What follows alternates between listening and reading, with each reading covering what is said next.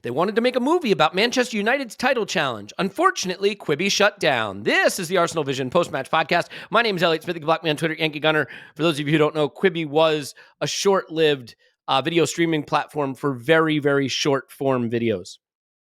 And that is the kind of platform you would have needed for Manchester United's fabled title challenge, which goes plop as once again, Patrick Vieira takes a bite out of Manchester United. And Casemiro, faced with the prospects of potentially having to be humiliated by the Arsenal midfield on national and global television, decides to get himself a yellow card that sees him banned from that game. Lots of good stuff we could talk about tactically and in the matchup coming up, but there's transfer news, and so of course we're going to lead with that. But I will leave the Trossard of it all to after the introductions, and here with me now is Paul. You can find him on Twitter at PauseMyPants. Woohoo! And you can find him on Twitter at Stillmanator. It's Tim. Hello. Hello there. It's not going to get the better of me anymore. And last but not least, Clive. You can find him on Twitter, Clive PAFC. Hello, Clive. Hello. I think that was Clive PAFC. Hello, Clive is what I went with there. I think there was a bit of a glottal sound involved there. I will let you know that Skak is back. That's over on the Patreon. And Clive and I did a rewatch video of the derby. I would recommend it. If you want to dim the lights, if it's pants around the ankle stuff for you, that's, hey, to each their own, but I would definitely recommend it. We also talked about the rice rumors, not like whether you should use soy sauce with it. I'm talking about the player rice, not the food rice, which is also nice. My 3-year-old loves rice. Anytime we order sushi and it comes on top of that little pad of rice, she runs up to the table and steals the rice out from under our sushi. It's really bizarre. It's like the underpants gnomes. Anyway, okay, it's off to a flyer, as usual. Clive, rescue me. Leandro Trossard. Once upon a time, I'm sure we would be having the most tedious and pedantic argument about whether he's 28 or 27, because he just turned 28. We're not going to do that. We might do that. What do you think the impact Trossard will have against United on Sunday? So, if we sign him, because this is Arsenal Football Club, and life can change in one single tweet from one single correct person, right? So, hashtag life comes at you fast. Yeah, exactly. So, it's interesting to see the reaction. Reaction has been up and down, right, depending on who you follow, etc., in your own world. But I think it's quite an interesting one. I think for us as Arsenal fans, if we were signing some kid from Brazil that look really exotic and look good on YouTube, we'd be more excited about that. There's something about us that sometimes I think we want to do it hard when we don't actually have to. We can just maybe sign an international footballer that's quite technical, that can score with both feet and does score with both feet, and is very calm and composed in the area of the pitch where we're spending more time. And I'm looking at where I'm trying to project forward to when the pressure starts to hit. And what I'm looking for is certainty of technique around the box. I'm really looking for that. I think it's very important that we have that calmness, that coolness, that composure. And he has that. So, we can just get somebody maybe that potentially makes us better right away. If he puts on a tracksuit and he's playing on Sunday, I know there's a lot of this there, we are better for it, right? So I think it's a smart pivot if it is a pivot. I know from previous times we were looking at him before he went from Genk to Brighton, and I remember that because I remember scouring him then and just thought he was one of a number of wide players. But he looks quite interesting to me, and I'm always open and cool to it. But I will say he can score, mate, and scoring goals is a good thing. He can score. He knows what to do. Yeah, I mean, I have always said, and I realize that sort of tactically sometimes I've been a little ahead of the curve, that if Arsenal can score a lot of goals, we're going to be better at football. So I support that conclusion. I don't think it's also a bad thing that he's coming from a system. He hasn't played much for De Zerbi, but he played for Potter, where it was possession-based, pressing-based. His technical level was really important to the way they wanted to play.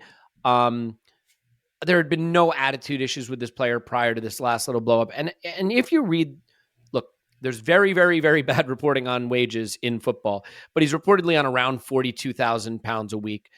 You could give him a 3+1 deal. You could double his wage, literally double it, and not have the slightest issue with that, right? This isn't putting a 32-year-old Aubameyang on 300 grand a week. This is putting a just gone 28-year-old Premier League experienced player on 85 for 3 or 4 years. And it's not a project signing. It's not the future of the position. But I don't know if you've noticed, we have the future of the position.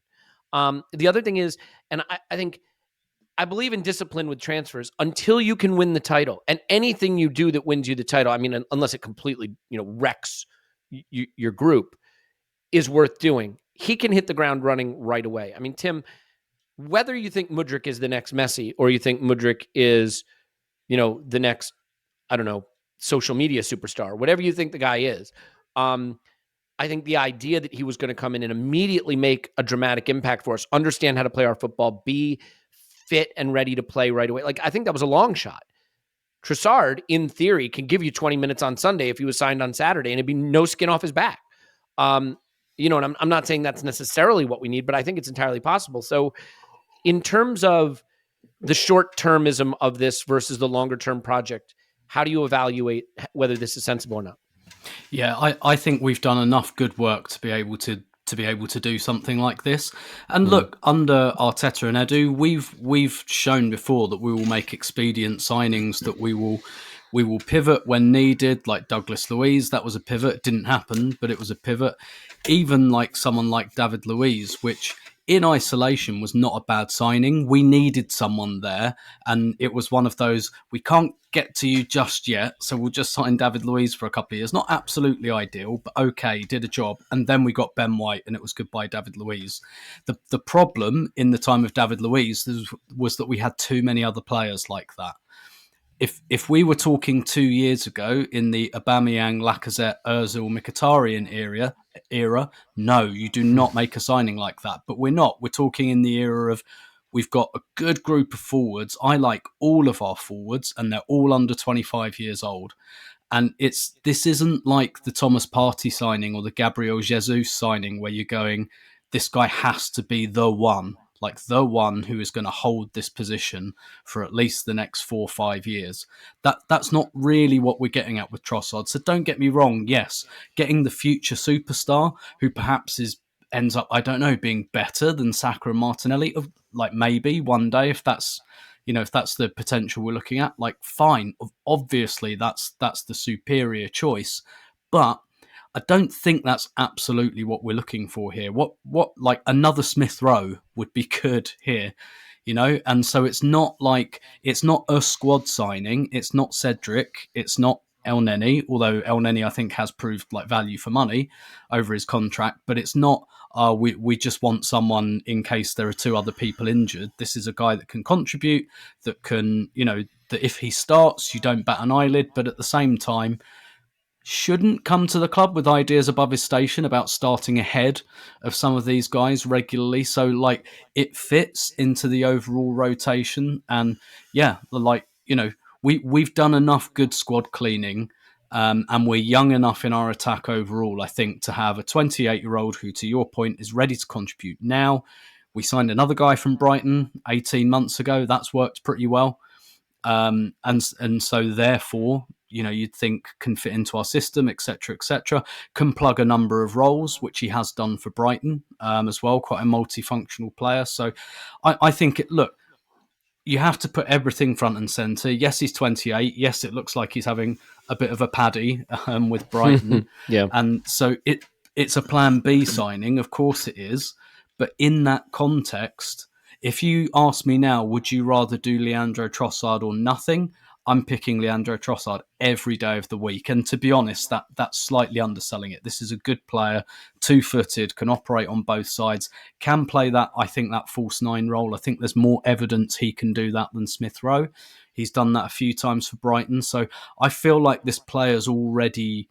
I think Brighton's a good club for Arsenal to buy from if you put aside the fact that they're no fools when they're asking for a fee. But like tactically, that's a very good club for Arsenal to buy from, I think. So this, to me, just makes all kind of sense.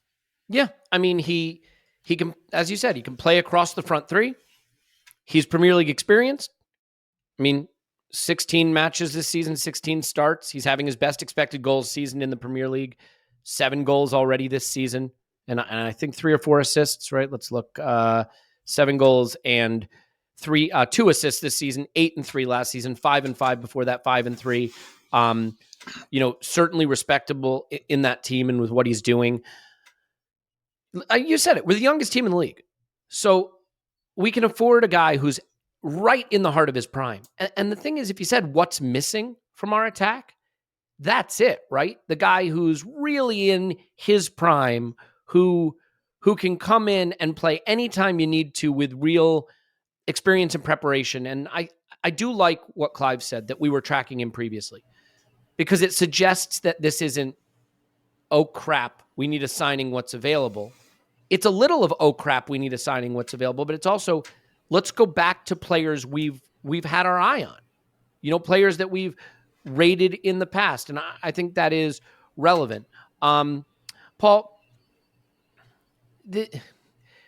there are different things you need to do in the market at different stages of your project. And, it's weird, right? Like, it's a very American sports thing to get the mercenary or the last piece, right? Or the expensive thing you do to win a title.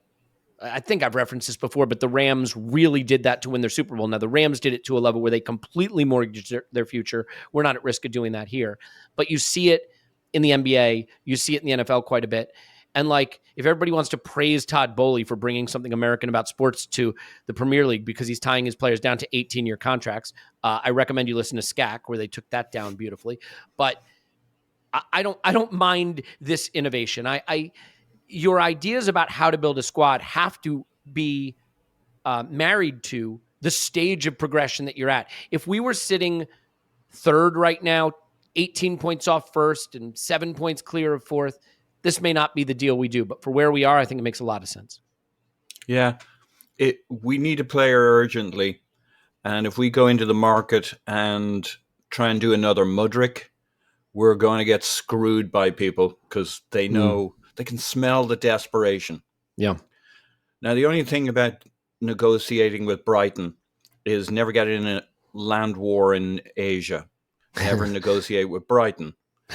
But the fees we're talking about here, like, it's not my money, but I don't care if they want 26 or 28 and we're at 20. There's a deal there to be done. Well, and again, to the point, wages are not going to take this to a place financially where it gets outrageous until Chelsea come in with the £70 million bid and $350 a week. But yeah. Yeah, absolutely. But Boehly's licking his chops here. Yeah. Mm-hmm. Yeah. And the fees, absolutely manageable, reasonable, leaves us open to doing another player if there were one in the market this window. Yeah. I love everything about the Trossard deal. It might be, like, I guess there's a perfect deal, a perfect player out there. But short of that, I think Trossard's absolutely a dream for what we want. Imagine that guy coming on with 25 minutes to go in a game and you're the opposition. You're like, oh, shit, we're knackered. Like we were 2-0 up in our... Yeah. Can I say it slightly differently, Paul? Just because I think you got to look at it slightly differently. Saka's in the red or Martinelli's in the red and you're going to Everton. And you need a starter. And you need someone that can just, at that level, you know what I mean? Where I get the 20 minutes, but I think you can find a spark off the bench. I think what's harder is to find someone you trust to start a game in the Premier League when you don't want to push your starters that one match further because you're playing Thursday, Sunday, Yeah, that's a great point. But also the reason Saka's knackered or Martinelli's knackered is you keep playing him for 96 minutes game in, game out. Yeah. So you get both. So I'm not taking away that point. He's absolutely a starter. He's 28, but so bloody what? We could get 4 years out of him. He's just so good. He can play every position. As Tim may have said or is itching to say, or he said it in the mentions, he said it beforehand, so I don't know. He's very two-footed. He's taken as many shots with either foot in the last, season? Something like that. Mm. season and a half, equal number of shots off left foot and right foot since the beginning of last season. Yeah, I mean, the ones off his left were terrible, but that's not the point. He's put 10 into the car park with his left and 7 into the back of the net with his right. He's two-footed. He scored an entirely left-footed hat-trick against Liverpool and he's right-footed. So that? Yeah, but he's terrible on his right. I don't know. He's absolutely perfect for what we need, and we'll get so much use out of him over 4 years or whatever we get him for. I know you want him for 3+1, but at this amount of money and what's on the line, who gives a fuck? Give him his 4-year. Give Brighton their 25, 30 million. He's a great player. He's ready to go. He's a little too mature. So what? The only issue for some people might be that he got in a Barney with his team, but then Brighton will get pissy with anybody who doesn't want to do what they want to do, contracts-wise, money-wise, and he's at an age and a wage where you could see why he needs to do something else. So it's not like Mudryk was acting like a gentleman or something. I mean, the guy was showing his whole ass to Arsenal like day in, day out on social media. So yeah, that guy wasn't mature enough. Well, sorry. And I'll tell you one other thing. Please tell me the one other thing. Interlull will come up. This guy doesn't seem to be a starter for Belgium at the moment. I'm obsessed by the Interlull because I think we're going to win the league. The only thing that'll trip us up is the fecking Interlull. Hopefully nobody's going anywhere. Arteta should tell everybody not to go anywhere. We should sign players who won't be playing for anybody in the Interlull. Well, think about it this way. Let's say we're in the semifinal of the Europa League, and we really don't want to be there because we're staring down the barrel of a title. And the front three for the first leg of the semifinal, with a big Premier League fixture at the weekend, is Smith Rowe, Trossard, and Nketiah. You're going to win that semifinal. You're not going to play Saka, Martinelli, or Jesus, right? I mean, it makes it so much more comfortable. And the thing is, like, let's say he let's do the age curve thing. Let's say instead of really going down the cliff at 31, 32, he starts to go down at 29. A less good Trossard at 29 on 80K a week isn't killing you. It just isn't. It isn't killing you. He starts the odd Champions League group stage game against the bottom dwellers. He plays the domestic cups. He has a couple of nice little remontadas in the league with 10-minute cameos or the FA Cup, and it's fine. It's fine. I just don't see how you get into trouble with this. Like, the way I look at it is, the downside of it is he stinks, he didn't cost much, and it doesn't hurt you much. The upside of it is he's Premier League ready. He gives you the minutes in that front three that you need to go on and push it on to win the league. And it can be, because we know Mikel's not going to play 3 academy kids up front in the Europa League quarterfinals. He's not going to do that. So this gives you options. And if you think back to last season, right, when we came unstuck, it was the one extra missing player, right? The one extra piece we didn't have that costs you. This could be the piece that lets us do what we need to do. So I like it. I don't want to go too much farther on it, Clive, because I mean, we'll do a scouting video, obviously, probably tomorrow, and we will do another podcast when it's announced in 2 hours. But any other rumors catching your eye? Because I mean, like, there are a couple others that have a little stank on it, little smoke where there's fire, or fire where there's smoke. I don't know. Moussa Diaby comes to mind. I think there's some expensive ones out in the ether. The funny thing is, nothing sounds expensive in the wake of the Mudryk deal. Are any of the other rumors, just as a quick roundup, blowing your hair back? He says, looking at you into the camera and smirking. I think I did a little tweet yesterday of about 8. Imagine making fun of anyone when you look like I look. Anyway, please go ahead. I did a little tweet yesterday about 8 players who I think we could be looking at. What I was going to look at, and Trossard wasn't one of them. I didn't think that was something we would look at, actually. I thought, particularly with the way that he's exiting Brighton, but I think it was something that happened at training where he felt humiliated, and sometimes things happen behind closed doors. So, hey, look, Arsenal will do their due diligence. They know the player. They know it's quite easy to find out about him. He's not unknown to the league, so that'll be an easy one for us to follow up with. The RB one, he looks interesting. He's a small sprinter, very much like Saka in some way, but a bit more direct. Big banging shots from the edge of the area, left and right, creates goals, got very good goals and assist record in Germany. So he looks interesting, but it's always a big number around him, So let's see what happens. But what we do next, because we got our 6 now, but we can debate if Smith Rowe is going to be a bit more of a midfield player in the end. But we got our 6 forwards once they're all fit, and that's what I wanted to get to. I wanted to get to the situation, but I will say this again. Ooh. Football changes, mate, in April, and it really changes, and the pressure hits you. And what you want is a bit of certainty. And I was looking at his video earlier on today, and every shot, he's not kicking a case off the ball. He's just stroking the ball in. You know what I mean by that? When you're tense, you whack it and it ends up hitting the peanut man in the North Bank. That's what happens. And it's just, he's got that real calmness. He doesn't take the first shot. He kicks through legs. He puts 6 people down. He's really calm. And I know, for all the fact that we're all hoping we're going to get what we get, that none of us feel super calm in April if we're top of the league. We want someone who will be. And I think that value of a man who's done a few laps, I think that value is very smart to acquire. Paul?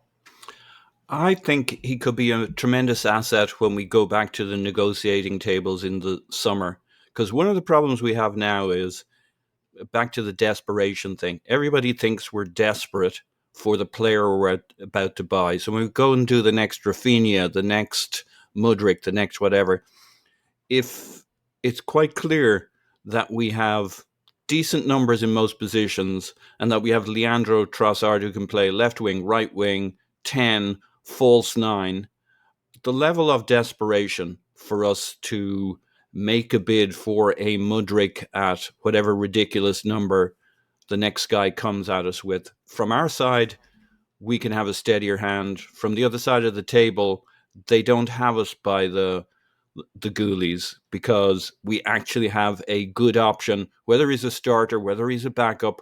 I think he'll be a bit of both. I think he's not coming he's had good appearances for other teams in terms of numbers of games over seasons. He's got a pretty good injury record, which is what we need. He's ready to go. I just think he strengthens our hand when we go into negotiations, and a little diversity of age can be a good thing as we go forward. You don't want everybody hitting peak at the exact same moment. I think if there's a little overpay on something that's 20, 25 million, we'll make it up when we come to sit down with Mudryk part 3, Rafinha part 4, and we come into those negotiations. Yeah. So it is interesting when you start to think about value in building a squad. We could sign Trossard and Tielemans and go get one young player that's under the radar that we like in a position of need for the future, and spend less than we would have spent on Mudryk.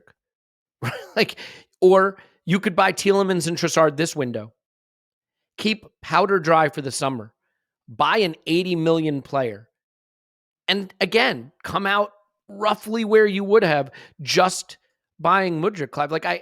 I know that it can seem like rationalization after the fact. I hope anyone that's no one follows me on Twitter, you block me there, but anyone who listened to our scouting video, if you want to watch one scouting video to help you sleep at night, watch our Lidstrom and Mudryk scouting video on the Patreon and see the conclusion we came out with. The guy's got talent, but saying he's a sure thing is absolutely not the case. And I just think we're going a much smarter direction for where we are. Clive? Yeah, I just wanted you mentioned earlier about targets. I agree with you on Mudryk, by the way. And I really wanted that player. I was invested, but it's not about what I want. It's about what happens in the deal, right? So, but you're talking about the squad now, and if we were to get a Trossard, and there is talk of Cedric going on to Fulham, and there's a young right back at I think he's Real Valladolid. I think he is. He says that, mumbling that out. Called Ivan Fresneda, who's 18. Yep. And suddenly you're taking out a 31-year-old right back squad player, bringing in somebody which is much more suited to the style. 6 foot right back that plays inside. So we have an inverted right back from the right side, like we do on the left side, so we can balance things out. Maybe play a Tomiyasu left back sometimes and invert from the other side. It adds variation and specificity. The age of the squad is just where it was, if not a little bit younger, right? So as Tim said earlier, we've earned the right to do this. We can't go into the month of April, bless him, looking at Marquinhos and Nelson and wondering if they can do it. Right? That won't work for us. The conversation and the podcast we don't want is the one on February the 1st saying, what the hell why have we done nothing? Why have we thrown away this chance? And because I explained it last January, but I damn well can't explain it this January because the room is there, the money is there, the position is there, and the ambition has changed in the squad. So I'm really, really hopeful this goes ahead. It's interesting, Clive, because like what I would have said last January is we need to be doing deals that position us to compete for a title in 3 seasons. That's kind of what I thought, right? We're on the up. Maybe we can make top 4 this season, but don't ruin this. We're doing a nice job. Think back. It's 1 summer ago, not last summer, but summer before. We had finished 8th. We had a load of old aging crap, and we started the rebuild. Just a season later, we are the title favorites in January. And that's not where any of us expected to be, but it has to update what you think the squad needs. And this is how you have to start to think about it. It's March. It's April. You have to play Reece Nelson, or you have to play Marquinhos in a key moment. Or you can play Leandro Trossard in that moment. It's not whether Trossard is a star. It's what is the delta between Trossard or who it would be if it wasn't him? What is the delta between Marquinhos and Trossard? And to me, that's a gulf that we need to cross, and we would cross with this signing. I'm talking a lot with my hands. If you're watching the video, there's a lot of hand gestures going on to make this point as emphatic as possible. Tim, do you want to find... Oh, boy. Paul, quick thought. Okay, I'll keep it short. Leandro Trossard is a great player. This is not... So. Yeah, he's not much of a compromise here. And he's the perfect solution to the problem we have right now, 6 months, and then a guy will be happy to be part of a successful squad. Like, this is his dream, and he's a perfect fit for us. Well done, keeping that short. Tim has joined us, so we're going to bring him into the podcast now. Tim, free swim, wrapping up any of the rumors, any of the thoughts we've expressed on squad building and the Trossard thing before we pivot back to the actual football. Maybe just touch on a game that'll be played maybe by the time you've already listened to this, which is City Spurs, and then we'll talk United. Go for it, yeah. Yeah, sure. No, I don't really have a lot to add to all of that, to be quite honest with you. But just a few things like I've put in the chat. But to Paul's point about like the negotiation factor. I mean, with Douglas Luiz in the summer, we didn't stretch to it. With Mudryk, we haven't stretched to it. And so I think there is a value because with Ramsdale and White, for example, we kind of ceded to the selling club's demands. And I do think that, just from a pure negotiation standpoint, there is some value in saying no. Sometimes City do it and they've got all the money in the world, like on Cucurella, who is crap anyway. They kind of went, no, Chelsea, you can have him kind of thing. So, and also just on the character side, I mean, yeah, first of all, he's 28. He's coming to Arsenal, which is a step up from Brighton. So you'd hope that he wouldn't really be inclined to be a problem, because not only do like players not always get this big move, but they don't always get it at 28 either. So what are we going to have, like 31-year-old Leandro Trossard kicking up a fuss? For what? For who? And if he is, then he's been a massive success. Also, we've got Ben White there as well, who obviously was a teammate of his, and can give us some intel on that anyway. I think that's a really, really good point. All right, Tim, I'll stay with you in the interest of fairness. Manchester City play their bogey side today, Tottenham Hotspur. The problem is that, and I think you know this, but Tottenham Hotspur is shit. And they get battered everywhere they go. So it is a challenge. Except City. Well, that's the funny thing. Yeah, exactly. And it's always brilliant, too, because it's City 3.92 XG to Spurs 0.01, and it's like Spurs 2-1. I don't have the slightest, tiniest, littlest problem openly rooting for Tottenham Hotspur here. Not even the tiniest problem, because nothing would hurt them more than us winning the title. Mm-hmm. There is no pain they will suffer greater than that. And they must be shitting themselves. Imagine being a Spurs fan. I mean, imagine it would just be the worst. Like, to be fair, you'd have a tattoo of the Audi Cup, and that's kind of cool. But like, imagine being a Spurs fan knowing we're playing Manchester City tonight, and I have to root for us to lose, because if we win, we might be helping Arsenal win the title. Like, they are in the bad place. I'm curious how you will be watching, or if not watching, rooting, or if not rooting, hoping outcome-wise in this game for what might happen. Yeah, it reminds me of a few years ago when I think The Guardian asked me to do this thing about would I accept losing the Europa League final if it meant Spurs losing the Champions League final, and I said yes. Yeah. Yes, I would. Absolutely. Yep. That's the bad place. That's the place you don't want to be in. And I was thinking about it on Sunday, and obviously, look, I don't want to gloat before time, because I'm still not sure if we'll win the title. You know, April and the beginning of May look really difficult, blah, blah, blah. But I was kind of stood there looking at the Tottenham fans thinking, imagine if after 6 years of finishing ahead of us, all the time you waited for that, the time we finish ahead of you, we finish ahead of everyone. I mean, it brings tears to my eyes just thinking about it. You're killing me. Yeah. But anyway, but yeah, so like the open bit, I don't know. Well, I don't know whether I'll put up a tweet saying like coys or anything like that. Oh yeah, I'm not gonna like change my Abby to a cockerel like for the game or anything like that. I'm not saying that. Yeah. I might buy a chicken and delicately balance it on a basketball. How could you not? But I'm going to be sitting watching the game, and I am absolutely 100 for all of the because I get it. I get like the whole like, oh, I couldn't possibly root for Spurs, but it's like you say. I mean, you kind of can. You don't have to put up an act. You can, particularly when A, it benefits us so much, and B, that always has the fringe benefit of annoying Tottenham as well. So like 100%. Like if City lose and then we go and win on Sunday, and those are two very big ifs. Like I don't want to get too far ahead of myself, because it could easily go the other way around. That's another giant stride. Why would you not want that? I think, I mean, at that point, you're more worried about Newcastle, right? I mean, yeah. Not to get like cavalier about it, because we still play City twice, but yeah, exactly. So, like, of course you want that. So, like, no one's saying you have to sit there in a Spurs scarf or anything, but of course all of us want that. And I don't really see the sense in like putting up this kind of act of, oh no, I'll never do that, because it's just like, come on. Like, if this were the last game of the season, this was the last game of the season, and we had a 1 point, of course you'd be doing it. So like, yeah, and I've seen that at Highbury the last day of the 98-99 season. I was there, and the chant "Come on, you Spurs" went up at Highbury. Man, that is amazing. Yeah.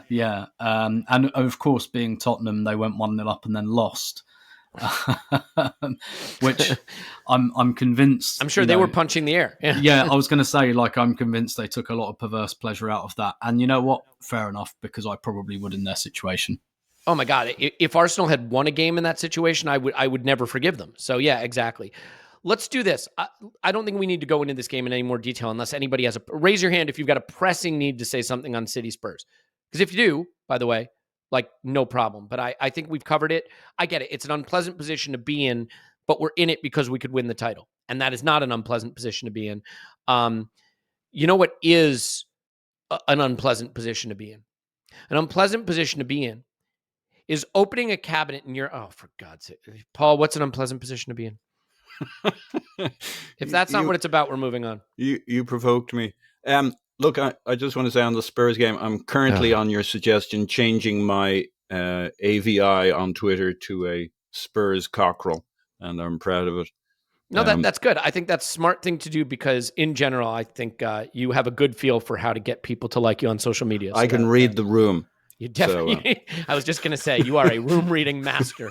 Okay, good job. All right, good job by you. Thanks for that contribution. Yep. What I was going to say is, a position you don't want to be in is opening the cabinet in your kitchen where you keep all those gummy vitamins and realizing you've been stuffing crap into your body that doesn't do any good for you. When instead you could be stuffing your body full of athletic greens.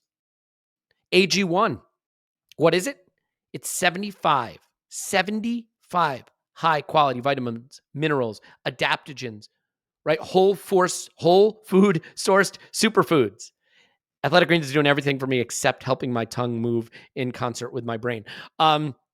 Energy, vitality, anti-aging, gut health. It's all the things. And yeah, I mean, I love AG1. And I think Athletic Greens as a company is great. They're philanthropic. They do things the right way. But the AG1 product itself, like, it tastes great. It's easy to take. You put it in a cup of water. I got rid of all the gummy stuff that I was paying for. It's a lot less expensive than all that. It's less than the cost of an expensive cup of coffee every day. It's paleo, keto, vegan, dairy-free, right? So you can take it, whatever lifestyle you're living. If you're living my lifestyle, which is I'm trying a new diet, which is the maximum carb diet. It's how many carbs can you put in your body in a day. So I start with a heavy bowl of spaghetti and meatballs in the morning. I eat 2 chocolate chip cookies between meals. Then I have a nice big sandwich on a ciabatta for lunch. And then I have a pizza for dinner. And so it's working with my lifestyle. That was Elf, wasn't it? You're Elf. but it's keeping me alive, so it must be working. You're gonna love this thing. I mean, honestly, just get rid of all the gummies. This is, if you want energy, if you want gut health, that was the thing for me that I needed. It is it's just beautifully balanced to give you all the things you need. Look, it's a comprehensive solution. And if that's what you need from your supplement routine, AG1 from Athletic Greens is giving you a free 1-year supply of vitamin D and 5 free travel packs. When I went to London, brought it with me so I could stay on my regimen. With your first purchase, go to athleticgreens.com/vision. Okay. If a comprehensive solution is what you need from your supplement routine, then Athletic Greens is giving you a free 1-year supply of vitamin D and 5 free travel packs with your first purchase. Go to athleticgreens.com/vision. That's athleticgreens.com/vision. Check it out. It says I have to read that verbatim, which is why I started over. Got to do exactly what my sponsors tell me. And of course, this show is sponsored by BetterHelp. BetterHelp is online therapy, but it's real therapy. That's the key. It's real therapy with a real therapist. You can match with someone that's a specialist in the area you need. I think that's key also, because sometimes, where you live, there may be a therapist, but they may not be a specialist in the type of work you need to do. It's convenient, it's flexible, it's affordable, it's entirely online. You can go camera on, you can go camera off, right? What this is accessibility to therapy, accessibility to mental health, which is something that, like, in general, for whatever reason, we have just not prioritized. Like, you don't need to tell someone you should go to the doctor for a checkup. You don't need to tell someone you should go work out for your body. You don't need to tell someone you should eat better. If you want more info on the all-carb diet, please let me know. But, like, for some reason, we just don't treat mental health and therapy as a standard part of being a healthy human being. And having gone through the process and, like, loving it, I cannot express enough that I think it should be. So, what do you need to know about BetterHelp? What is the verbatim thing that I have to read? Well, let me just read it. Why don't I just read you the verbatim thing? So, all right, where were we with this, guys? I'm off the map. Oh yeah, BetterHelp. That's it. It's going so well. It's going so. These Elliot, I was just going to add. The great thing about you is you've had every problem, every ailment, every disfigurement. Mm-hmm. So you're just like perfect for the sponsors. You can talk I to can the use everyone that sponsors us. I need what they do. Like, clearly need it. So it all works out. You should have seen me before Manscaped. Oof, man, I was like a Wookiee. Anyway, so here's what BetterHelp wants you to know. Okay. If you want to live a more empowered life, therapy can get you there. Visit BetterHelp.com/vision today. You get 10% off your first month. That's BetterHelp, HELP. BetterHelp.com/vision. Do it now. Clive, is that enough of that? Indeed. Now, I feel like we went on a journey there. Did we go on a journey? It was a bit of a journey. I feel like. We still got some listeners. The real ones are with us. The real ones stay with us. Okay, Clive. Manchester United. Yes, let's go. I had the egg timer set for their title challenge, and it didn't even get to go off before that was over. They dropped points to Patty Vieira. Patty Vieira's Crystal Palace. Casemiro gets his booking so he doesn't have to play against Arsenal's midfield. They were getting up there. They were getting on a little run. Gary Neville said, I think Arsenal finished behind Manchester United. Could still happen. Doesn't feel likely. They come to Fortress Emirates into the slaughterhouse without Casemiro. Not that Casemiro was going to be the difference. I tweeted, we need a yellow card for Casemiro on Wednesday. And a lot of people tweet back, we don't need it. All right, fair enough. We didn't need it. I just meant it'd be nice. Ultimately, we know what they're going to do. They're going to counterattack, and they have a good player in Rashford for doing that. But aside from that, I think we're well positioned for this game. But hubris comes before the fall. Pride comes before the fall. How do you see this game? And are you as buoyed or buoyed, your choice, by the absence of one Casemiro for this game? No, I don't want to focus on that, because if you wish bad things on people, then bad things happen to you. So, well, it's not like I wish a broken leg. A yellow card is. If the guy got a yellow card, come on, he's going to be all right. He's going to earn his £1 million, and he's going to play the next game. Come on, man. It should have been a red, by the way, but let's not go there. So, yep. So he did not want to play. I watched the game last night, and because I do, it's Manchester United, right? Growing up with them being the enemy, and when they refine the size of their badge, they're a force. They don't respect Arsenal. That's absolutely clear. They do not respect Arsenal, and all their fans don't respect Arsenal. They don't rate Arsenal, and they're beating Arsenal, so why should they? Right? So the fact that we were robbed on that day and we dominated the patches of the game, we got overexcited because we saw a victory ahead of us, and we just played like a teenager, and we haven't done since. Compared the first half against Spurs, the control we showed when we had them down, we didn't run around like a puppy dog. We killed them slowly, right? And that's what you have to do. So I watched Manchester United last night, and they're not smooth in possession. They don't move the ball through the phases, but they do transition very, very well, and they wait for transition. And I call it Venus flytrap football. They pull you in, and they want to spring on you. But, they've got better sprinters than say, Spurs have, shall we say. So they've got one guy, it's Rashford. It's all about Rashford, right? He runs into that left-hand channel. It's all about him. The connection between Rashford, Fernandes and Eriksen, that's what you got to worry about. So you got to get around them. You got to control the ball. Eriksen and Fernandes are very cute at finding the little half spaces to turn around and fly forward. That's the only thing I fear about them, but they don't keep it. They don't keep it long enough. So I think we can control the game. I think we will control the game. And it's all about what we do in the final third and how we break through them. And on occasions, they play like a 4-2-4, and they keep people high, hoping to catch us. But I think, in a strange way, control is something that we all want, because we all feel better when we are controlling the game. But sometimes it'll be good to let them get excited and take it off them, and then go into them. I think that's the way to take them, also like counter press them, rather than press them. They won't press us. They'll let us come in. They won't press us, but we can counter press them. I think that'll be interesting. So the fullbacks they probably play on the weekend. I always look at those areas first. Shaw and Wan-Bissaka, and they're very, very good in one-on-ones, particularly on the outside. So I would definitely be inverted on them big time, sprinting inside and really going at the heart of their team. And so the player that I'm looking at really for big performance, strangely, is obviously Odegaard. We all expect that. But I'm looking at Granit Xhaka in this game. They're quite a tall, big team. They're quite physical in those areas, but McTominay will play. I think Granit Xhaka's got a big role. We all know the rest of the people are going to do the business. So, McTominay, but he's a big thug, right? Just runs around. Sucks. He's so bad at football. Runs around getting sympathy from referees.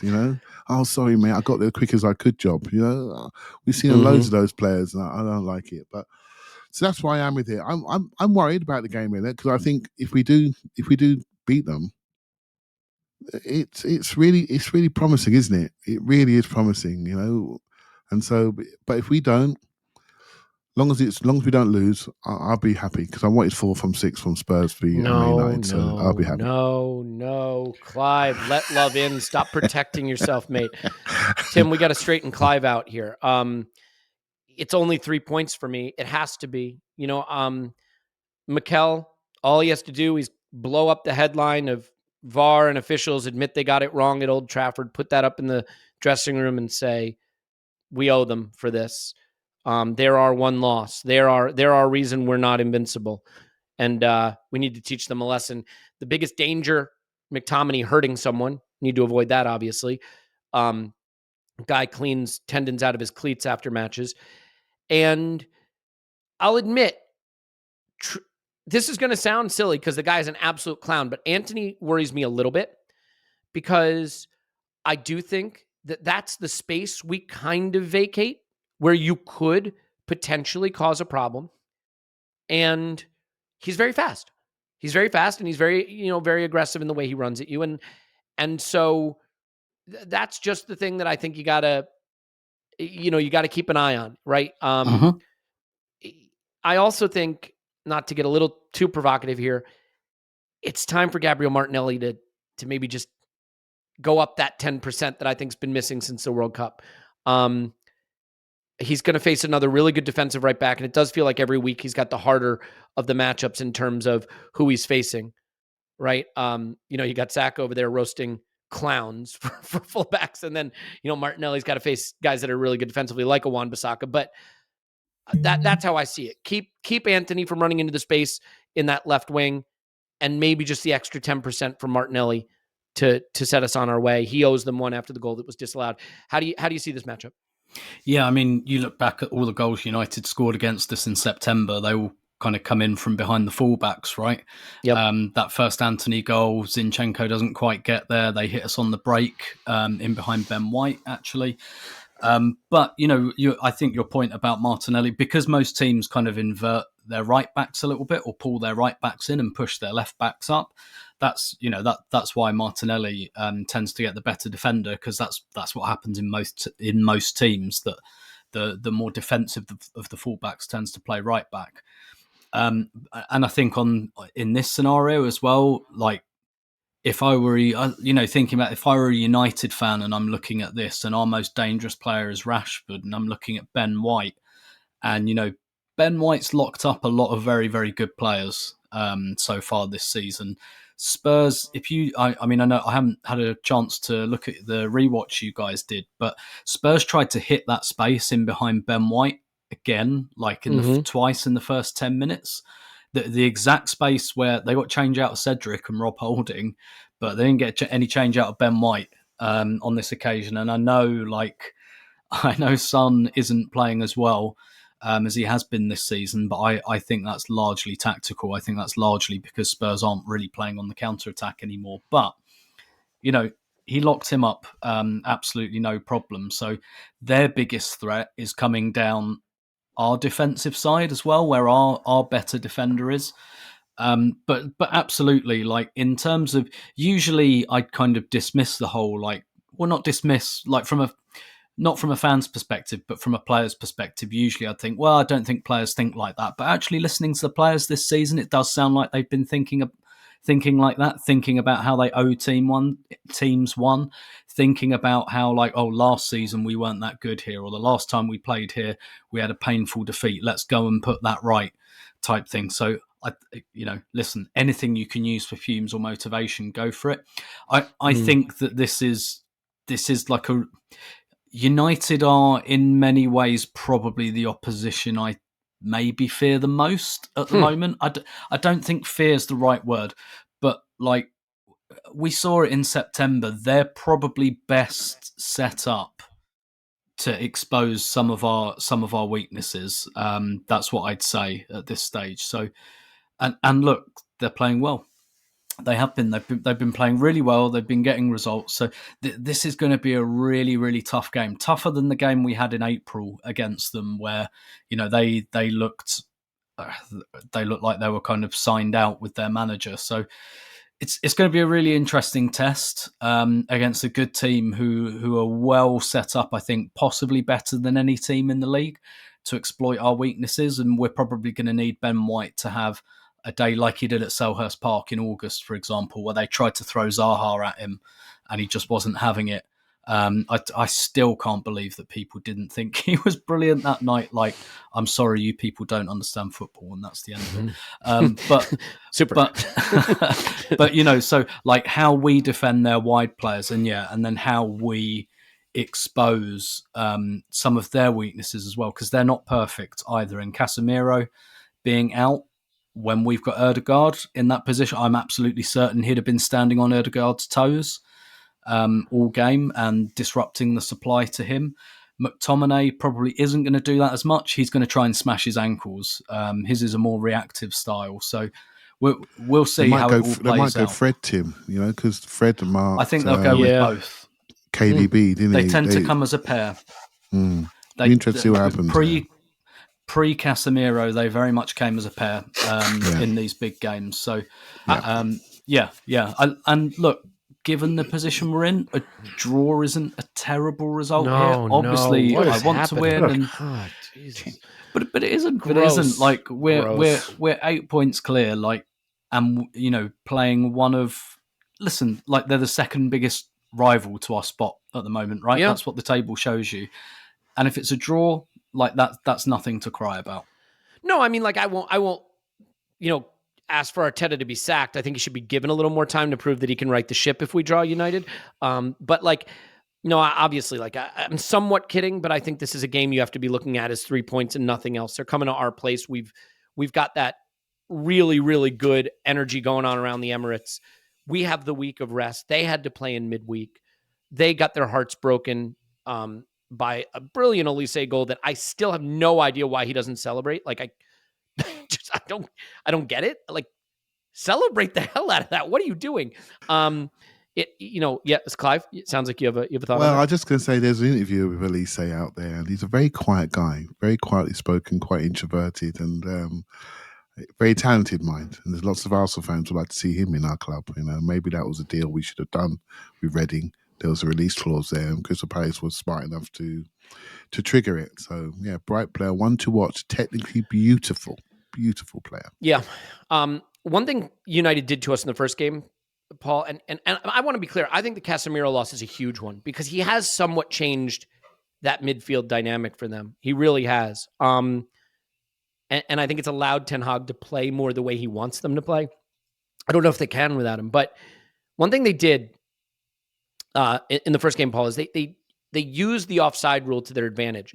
They positioned a forward offside, like, so let's say Rashford, okay?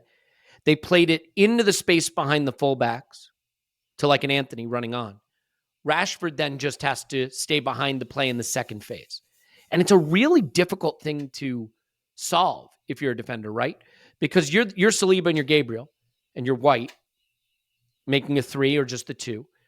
Rashford standing offside. You're not going to catch him, but you don't need to.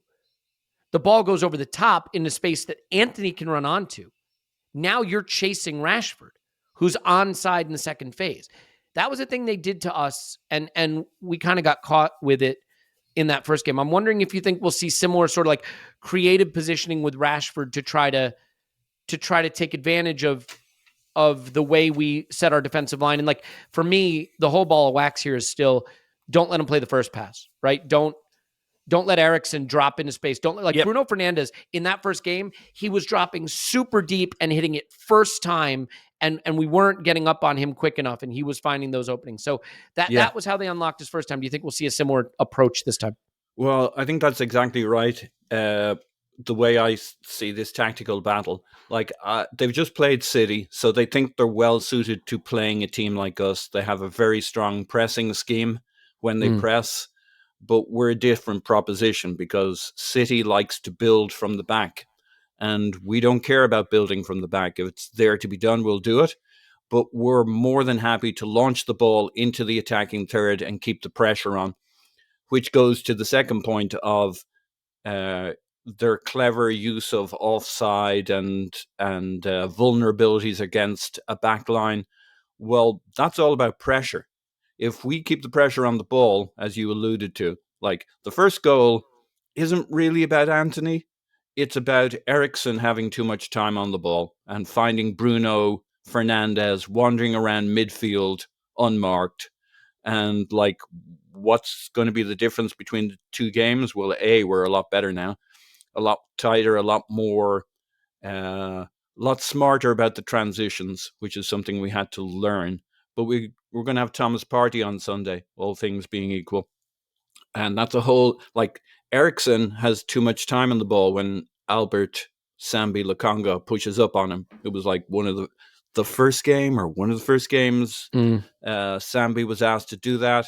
You know, he kind of runs up to the guy, but doesn't like, Partey either goes or he doesn't go. He's going to get pressure on Ericsson, or he's going to stay in midfield and cover the spaces. And we just got done on the counter. And, you know, Thomas Partey is a whole other factor, and how he links with our centre backs and Ben White to cover those counters. The second goal they got in the last United game was off the throw in, and that was another one where we just had poor pressure, poor focus. The third one was I think Sambi wandering over to the left touchline, passing forward, losing the ball, and then not covering back to the middle. It was all about pressure on the ball and positioning against the counter. They're going to have a whole different problem to the one they had against City. There won't be anybody to press in our defensive third, because we're going to launch it into the attacking third, press them up there, keep the pressure in midfield, keep the back line pushed up. And yeah, they'll get one or two runs at us, but the price they're going to pay is we're going to put an inordinate amount of pressure on them in the attacking third. I think we're going to have a very good day. I think it'll probably end up being very close, but I think we'll come away from it deserved winners. Yeah, I think people forget something too. We really outplayed them. Yep. Like, think back to the game, right? We fell behind. We dominated them. So we scored the opening goal brilliantly. VAR rules it out. We're later told that was wrong. We dominate them. They get a goal. We fight back to 1-1. And at 1-1, every Arsenal fan and every United fan would have told you that's our game. Maybe lost our heads a little bit at 1-1 because they score 6 minutes later. And I'm going to tell you something about that goal they got to take the lead. Gabriel has to play the ball. I think it's another passive offside situation, right? He knows Rashford's there, so he plays it over his head. And he couldn't get more unlucky. He kicks the ball, and it falls right into the path of Anthony. Right into his path. We just saw United get a huge call against City with the passive offside rule. They manipulate the passive offside rule. It's part of their strategy for how they get their counterattacks. It's just something we're going to have to figure out. I don't think the rule is always applied properly. It certainly wasn't against City. But Clive, all right, last 15 minutes or so against United, I think we could have taken a heavy defeat because maybe we were going to try to get back in that game and leaving space. But up until it was 2-1, we were really the better team by a lot. And at 1-1, I think we just lost our heads a little, and that's at Old Trafford. So assuming you avoid the referee debacle, I do think that from a tactical standpoint, like this is a game we're going to have a lot of edge, and I still don't trust the United back line. I mean, I know De Gea can go full octopus on you from time to time, but like, I just don't trust their defense to hold out if we get the kind of deep possession we've had in games lately. It's going to be about combination play. I think Tim's point about, I think someone made a point about Odegaard with no Casemiro. I think Odegaard's very important to this, and I've just been watching the game, actually, the Old Trafford game, and the quality of our combination play was stunning. It really was, and we deserved more from what we got, a lot more. And I think it was at a time when we weren't sure about ourselves. And if anything, sometimes you can get beat and actually you can be more reassured about yourself. And to be fair to Gary Neville, that's what he said. I wasn't sure about Arsenal right after this game, but he said, after this game, I'm really sure about them. I'm sure they're actually where they need to be. And so I got a lot from this game. I felt it's unlucky, and it's a ground where we have been previously unlucky. We don't get much there, right? And the disallowed goal was just criminal. But our combination play, it's just key that we have this. And when I look at Arsenal, I look down from 30,000 feet, I look at us, and I can see what we're trying to do. And I know we have the right intelligence and the right technical level to execute what we need to do. My only worry has been energy.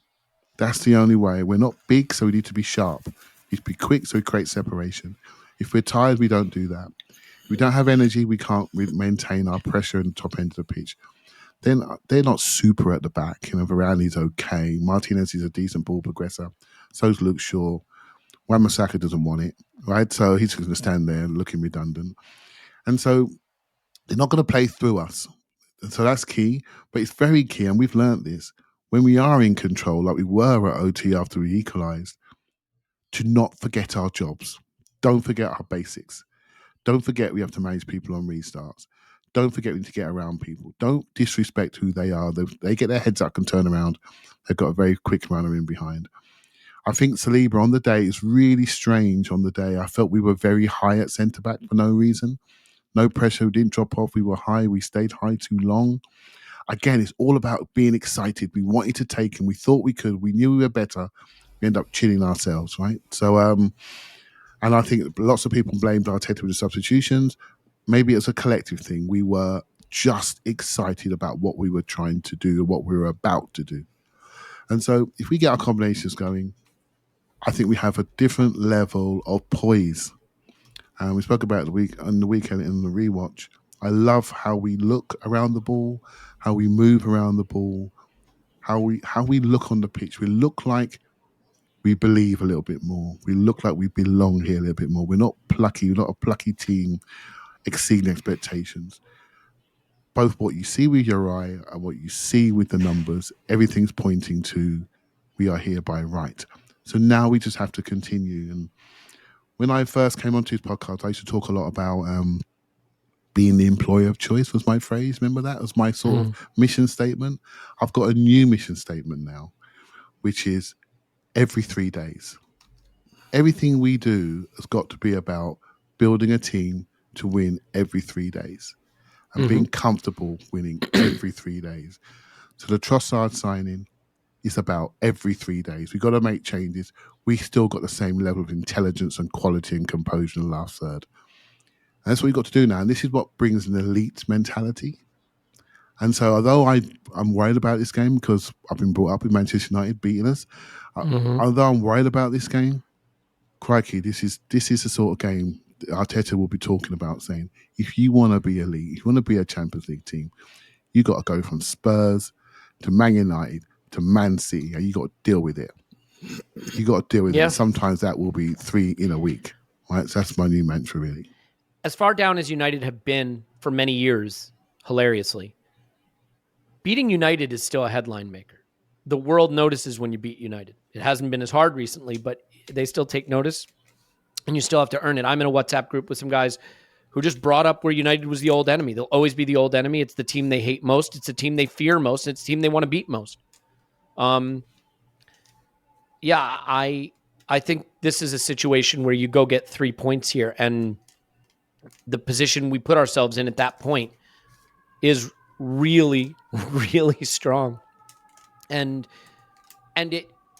it's always helpful. I think City playing before us now is helpful. I don't know if it would have been helpful earlier in the season when, they go a point ahead of us and we've got to get back to the top. But now, you can go into the game. I felt this way with the Derby. The worst thing that could have happened in the Derby is we lose and we don't lose any points in the title race. The best thing is we stretch, right? And I think that psychologically is a better position to be in. If City win, you say, all right, you go draw United, or even if you lose to United, you still got a nice gap. You beat them, you have a huge gap, right? If they lose to Spurs, it's everything to gain and nothing to lose. So I think the psychological edge is there for us. I think having Thomas Partey is a big advantage. I think them not having Casemiro is a disadvantage. Them having to play in midweek, obviously, a disadvantage. It certainly sets up to be advantage Arsenal, not to mention we're the better team. But that's why the match is played on grass and not in podcasts. So we'll just see what happens. We'll have a Trossard scouting video on Patreon. We'll have an instant reaction after the game. And then we'll close the podcast and be done for the season. Kidding. Just keep going on forever. Forever. All the football's happening all the time. It's never ending. It's still one of the best sketch comedy pieces. I don't know. I just love it. Anyway, Tim's on Twitter. Roberto, thanks, Tim. My pleasure as always. Tim's on Twitter. Still Nader. Thanks, Tim. My pleasure as always. I gave it large at the beginning of the pod, and look, it came back to bite me in the ass. Paul's on Twitter. Pause my pants. Thanks, Pause. Knew it wouldn't be the last time. Woohoo! Clive's on Twitter. Clive PFC. Thanks, Clive. Thank you very much. Maybe I'll just start saying Tim's not on Twitter at Roberto. right? Because then I've done, I can't, I kind of win both ways. All right. Big match on Sunday. If you're planning to watch the Scum this evening, I'm not saying openly root for them, but you'd be forgiven if you did. Paul's obviously going to be wearing a shirt. And I'm singing already the songs getting and grief out there on the Twitters for my AVI. man and does people not being know confused. how to read the room. Yeah. You may have to start saying block him on Twitter. Anyway, my name's Elliot Smith. You can block me on Twitter at Yankee Gunner. We love you. And for the love of God, we will talk to you after Arsenal 10. United no.